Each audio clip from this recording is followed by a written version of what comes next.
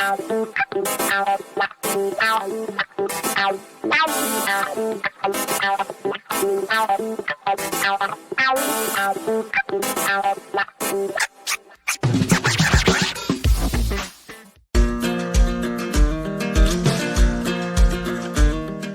is the largest single purchaser of school books in the country, where the content of the school books is vetted statewide. And so Texas, what Texas demands is in school books, or isn't in school books, is what you will find in school books in every other state. Because Texas is, is pushing this. So what is Ted Cruz all about? What are these Republicans all about? There's all these words that are being thrown around right now. Democracy, republic, fascist, socialist, communist, theocrat, oligarch, white supremacist, liberal, conservative, autocracy. There's dozens of other words, too. And people, I think, are just overwhelmed trying to sort this all out and trying to figure out which is which. So what is a theocracy? What does autocracy mean? Who are the oligarchs? This kind of stuff. Let me simplify it tremendously. There are two buckets that all these words fall into when it comes to describing forms of government or governance. The first bucket is the one that historically has represented, has been the case, shall we say, with governments all over the world for most of what we refer to as human history, which is basically the last 7,000 years. We've been around here 300,000 years, but we've only got about 7,000 years of written history. And in most of those governments, it was autocracy, an autocrat running things, or a group of people running an autocracy. An autocracy is where the will of the people is irrelevant. One form of autocracy is theocracy. You've got priests and mullahs saying, I alone know what God has to say, or I can interpret the scripture, and therefore that should be the law. And we have a large contingent of theocrats in America, people who want to ban everything from abortion to being gay based on the Bible. So that's one bucket, autocracy. And also in that autocracy bucket, you will find the people who advocate for oligarchy, which is ruled by the rich. And that would include the U.S. Supreme Court saying that when rich people own politicians, that's just free speech. And you can't have laws to protect the average voter, stuff like that.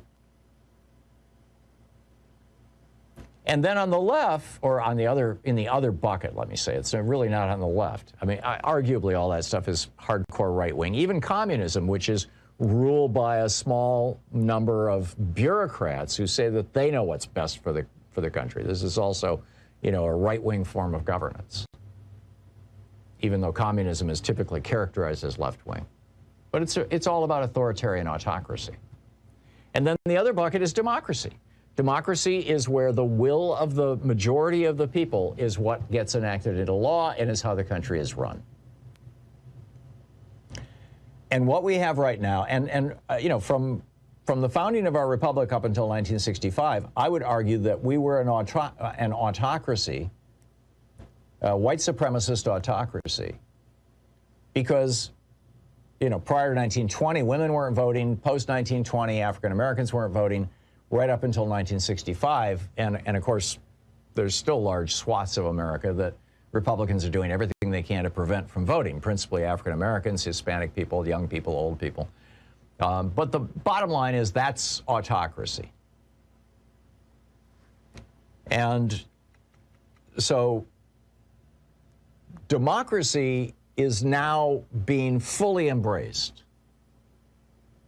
or largely embraced anyway, by the Democratic Party, or at least by most of the Democratic Party.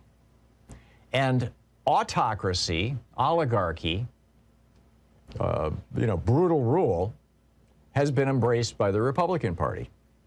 And that's fairly unique.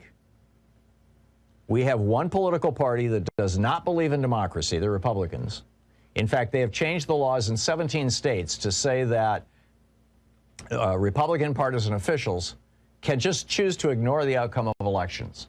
when it comes to the presidential race. And presumably other races, because they can decide whose votes get counted and whose votes don't get counted, and they can legally purge people from voting rolls based on whatever they want to do. I mean, this is the gist of the Supreme Court ruling 2 weeks ago. And this, by the way, is not something that just happened last week or even in the last 5 years. This started in 1968 when Richard Nixon, who had been our vice president from 52 to 1960, or the elections of 52 to 60. He lost in 1960 in his bid to take on Jack Kennedy. And so he came back in 68, and his appeal was an autocratic appeal, an appeal to the white supremacists, the so-called Southern strategy and his war on drugs and his law and order. These are all catchphrases that are basically dog whistles to white supremacists across the country. And there's a lot of them. Or white people who are just afraid of people who don't look like them.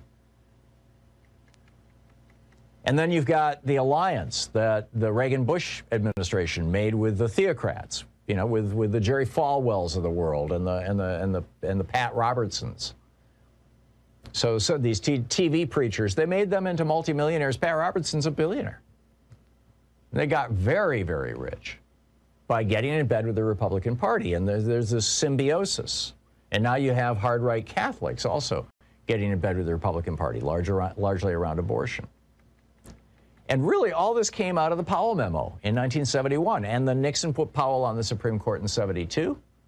And Powell actually authored the decision, First National Bank versus Bellotti in 78, that said that when corporations own politicians, that's just free speech. And it can't and shouldn't be abridged. So the battle that we are facing is what Thomas Paine said. He said, these are the times that try men's souls. The summer soldier and the sunshine patriot will now, no doubt, shrink from the service of their country. But tyranny, like hell, is not easily conquered. Do you think we're going to conquer it this time?